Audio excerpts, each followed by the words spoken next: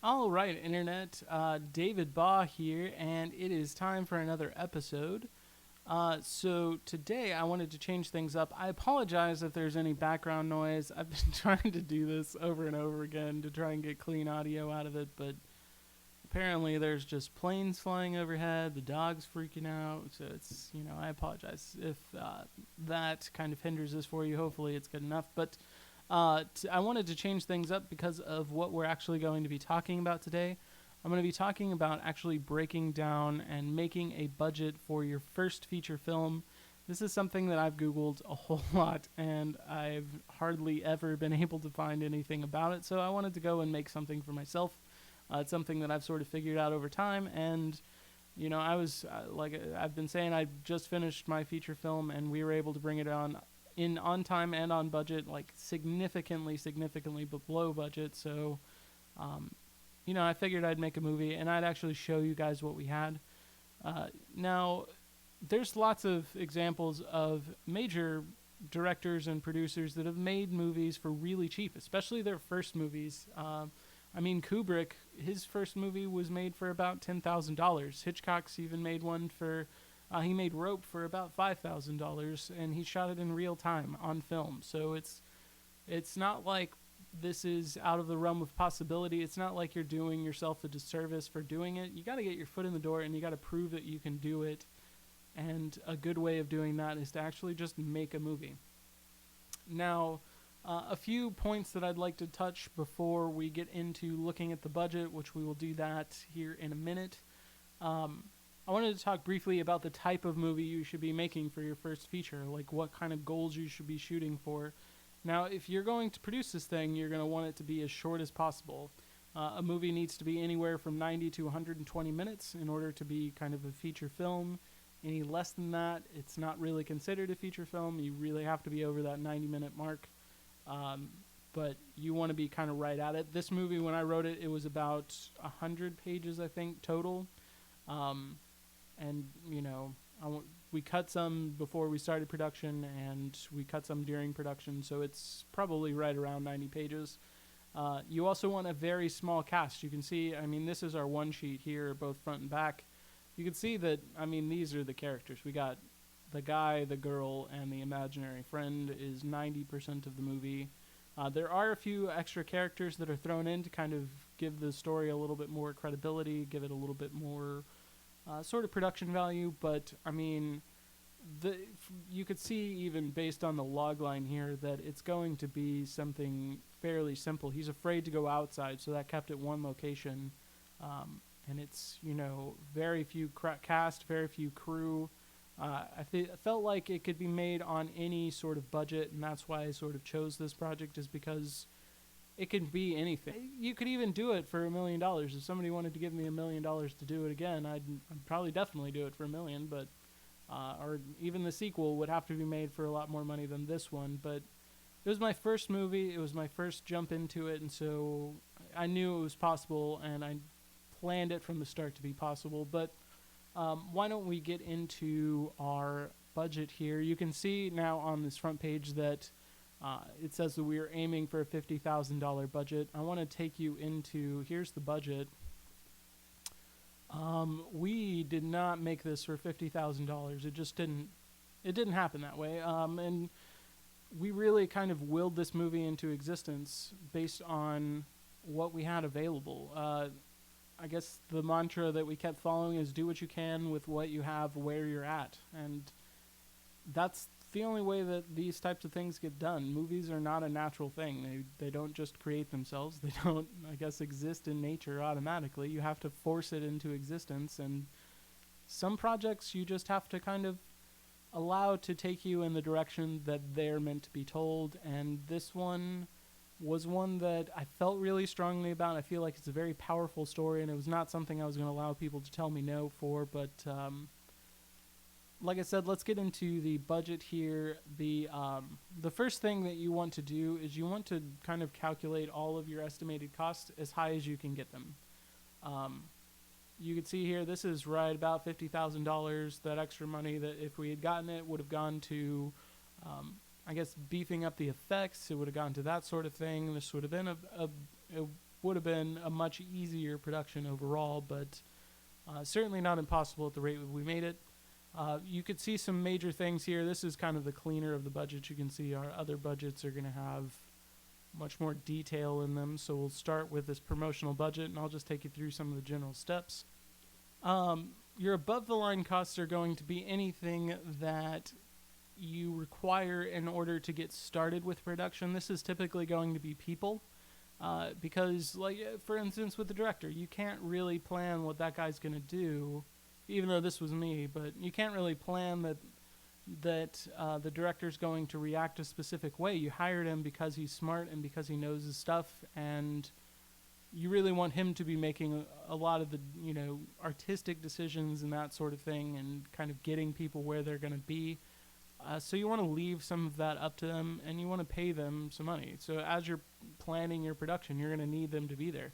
Same with your director of photography. They're going to set the pace for a lot of the equipment that you get and a lot of that stuff. Say that guy wanted to do it he wanted to do one-shot takes for every one of them. Let's say I always work with multiple cameras, but let's say I had hired a director of photography that really wanted to do it that way. That obviously is a different set of equipment than what I would do. Below the line, you have all of the things that you actually need to produce the movie. So, like I showed you in this other budget here, there's clearly these things break down into other things, cast and crew and all of that. But you're gonna want to put them all here. If you watched our video on breaking down a script for production, this will take care of a lot of the work for you. You got your props already outlined. You got your locations outlined. You're going to have your cast and your crew done. You also have, your cameras are going to be in this part. You have your visual effects, lighting, and lighting stands. So you get kind of a lighting package there. We have cast, crew, craft services. We have our P&L budget, which is going to be print and licensing. You absolutely want everybody to sign a contract or do those sorts of things. You also need advertising. I mean, like the one sheets that I started this episode with, those obviously cost money. We actually had those donated, so that was $250 off.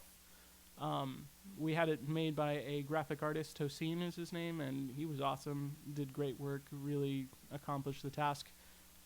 You also want a photographer so you can get some sort of promotional shots and behind-the-scenes shots. Those are going to be great when you're trying to sell it. I did that we had to kind of mix that pretty early on.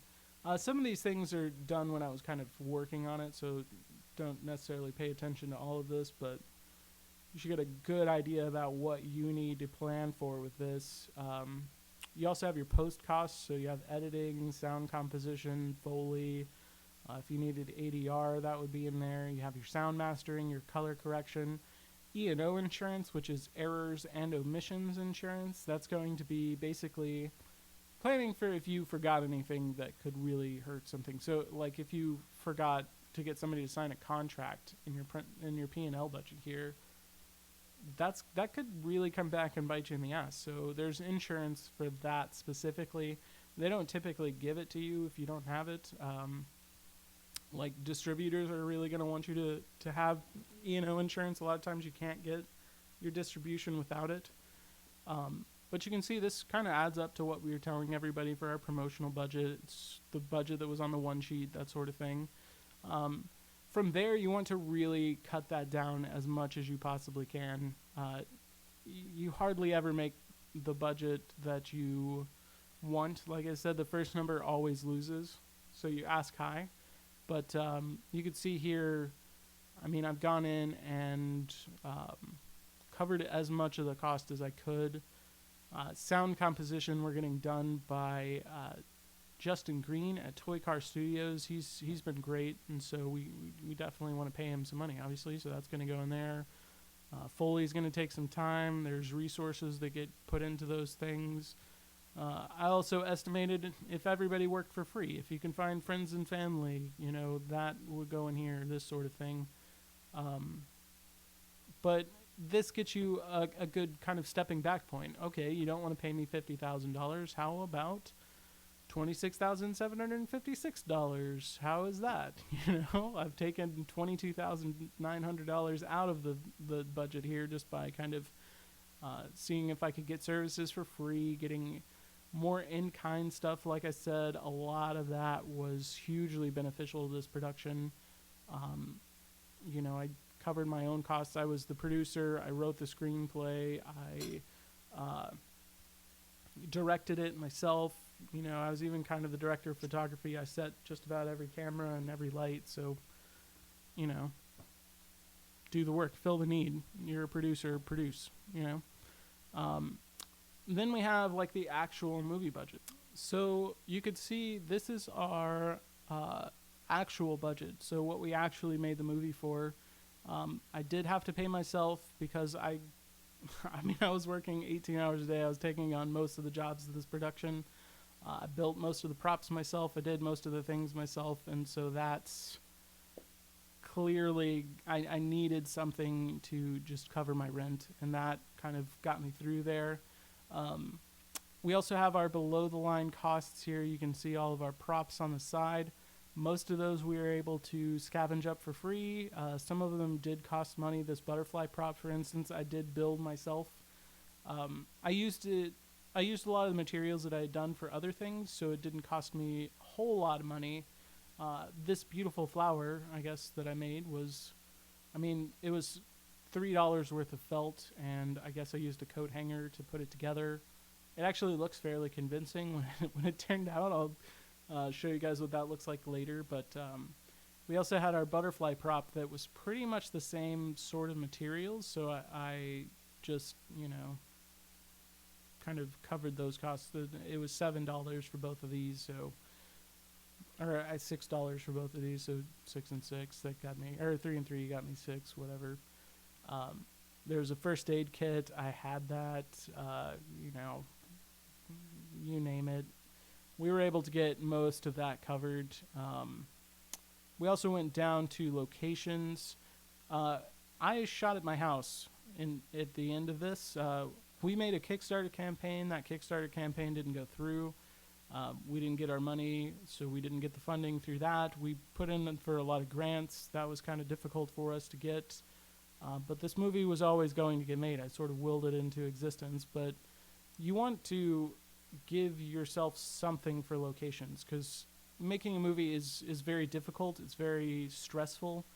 And you don't want the person that is running your location to get super upset later on in the future and realize that, they wanted something out of it and you don't have it. So I typically estimate about $100 a day. I try and get it covered.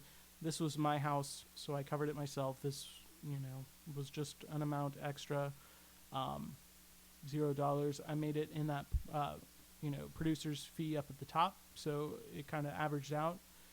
Visual effects, we cut back quite a bit. Like I said, those effects were pretty scalable, so I was able to cut $300 off that. Still cost us some money.